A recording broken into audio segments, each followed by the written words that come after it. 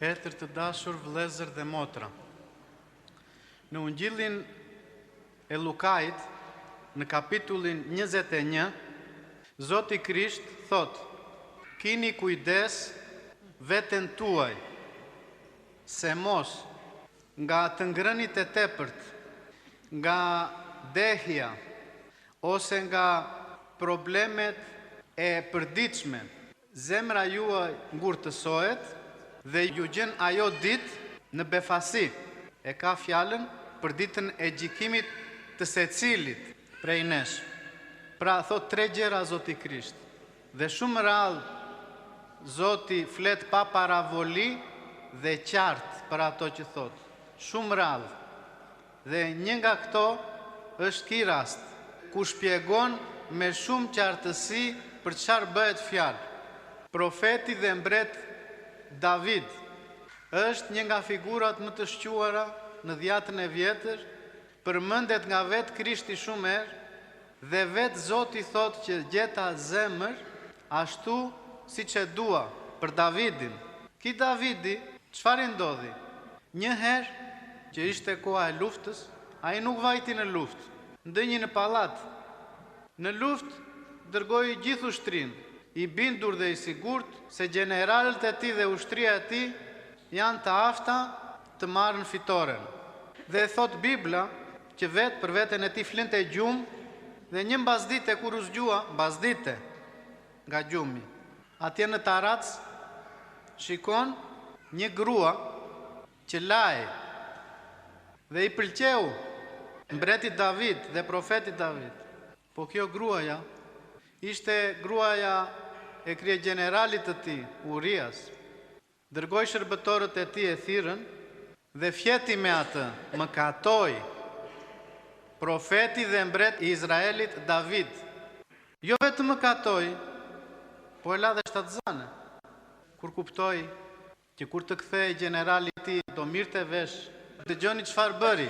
Profeti dhe mbreti i Izraelit dërgon letër të fshet atje ku bëhej betejë te generalët dhe u thot: Urian, kur të vijë aty, do ta vëni në rresht të parë të betejës.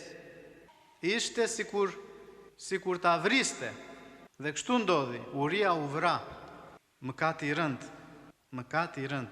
Nejse, ai fëmijë vdiq, se kishte një nga dënimet, mori shumë dënime nga Zoti, por dëgjoni deri ku arriti kjo situatë e Davidit.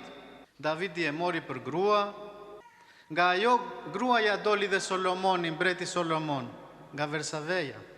Por Davidi nuk kuptonte çfarë po bënte dhe u desh që Perëndia t'i flas profetit Natan dhe t'i thot: shko dhe thuaji kështu, që të zgjuhet nga gjumi, që flë gjumë, nga gjumi vdekjes.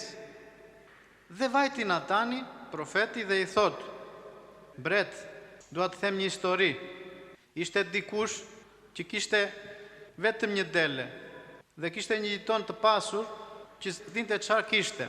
Ki i pasur, i kur i erdhën miq, vajti vodhi delen e atij të varfrit, ja mori, u bëri darkën atyre dhe i varfri ngeli. Çfarë dënim do i vëj atij të pasurit që e bëri këtë? Sepse mbreti ishte dhe gjikatës. U ngrit me vrull Davidi dhe tha: vdekje për atë që bëri këtë. Dhe i thot Natani: ti je ai mbret. Në moment Davidi si korrent i përshkoi në gjithë shpirtin dhe trupin e tij, e vërteta, pendimi erdhi në vete, u rrëzua gënjeshta, u zgjua nga gjumi i mëkatit. Pra, nga ajo që tha Krishti në fillim: kini kujdes nga vetja, se mos nga të ngrënit e tepërt, nga dehja, nga problemet e jetës, ngurtësohet zemra. Atë kishte pësuar Davidi. Nuk vajti në luftë, rukullusej në krevat, dhe njëra sjell tjetrën. Në Ungjillin e sotëm, Krishti ecën në liçenin e Gjenisaretit dhe shikon di varka. Pas ti shumë njerëz futet në një varkë. Ishte varka e Petros. U ul në varkë dhe filloi u fliste Zoti mësimet e tij hinore. Po ne njerëzit, kur dëgjojmë fjalët e Perëndis, lodhemi. Nuk durojmë shumë, nuk na bindin, nuk na zgjuajnë. Nuk na zgjuajnë. Pse? Se është ngurtësuar zemra. Nga mëkatët është ngurtësuar. Në një moment, Krishti i thot Petros, dilni prap të peshkoni, tani.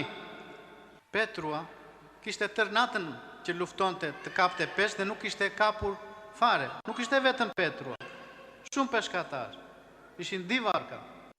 Me eksperiencën e tij Petrua i thot Zotit, nga një anë dhe respektonte se e pa që fliste bukur, thoshte fjalë që me sa duket Petro nuk e kishin prekur fare.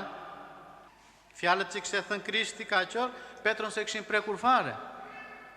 Dhe një moment i thot Petrua, me eksperiencën, profesionalizm e tij, tër natën kemi që luftojmë të kapim peshq. Po hajde, me se thua ti, je njeri i mirë, do dalëm dhe njerë. Që të bindesh ti, jo ne. Kish kuptimi. Të bindesh ti që s'kapet, se unë jam profesionist.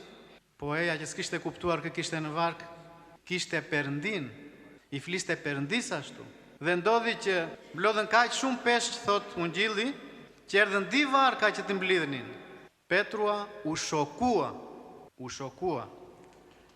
Dhe si që përshkoi Korenti, Davidin e përshkoi dhe Petron. Ra gjunjazi dhe tha, dil nga varka Zot, se jam njeri mëkatar, nuk jam i dënë të jesh te varka ime. Gjitha fjalët që tha Krishti, nuk e bindën. Brekullia, fuqia e Perëndis e bindi. Dhe në momenti që u bind, në atë moment kuptoi që është dhe mëkatar. Dhe ne mblidhemi shpesh në kish, po nuk bindemi, nuk besojmë se jemi mëkatar. Duam të shikojmë brekulli që të bindemi. Kemi shumë brekulli në kish. Ne duhet të kujdesemi çfarë? Atë që tha Zoti Krisht te Ungjilli Lukait, mos të ngurtësohet zemra. Kish kuptimi i asketizmit që ka kisha ortodokse dhe që e tregon si rrugë më të sigurt për shpëtimin. Se fuqin për të shpëtuar ne e ka Perëndia.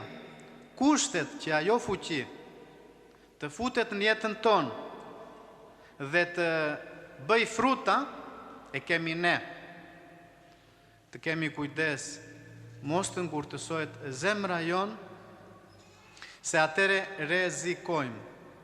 Pra, kujdes me ushqimin, kujdes me dehjen, dhe te dehja përmbahen gjitha pasionet, dhe kujdes sidomos me problemet e përditshme të cilat na bëjnë të harrojmë Perëndin. Amin.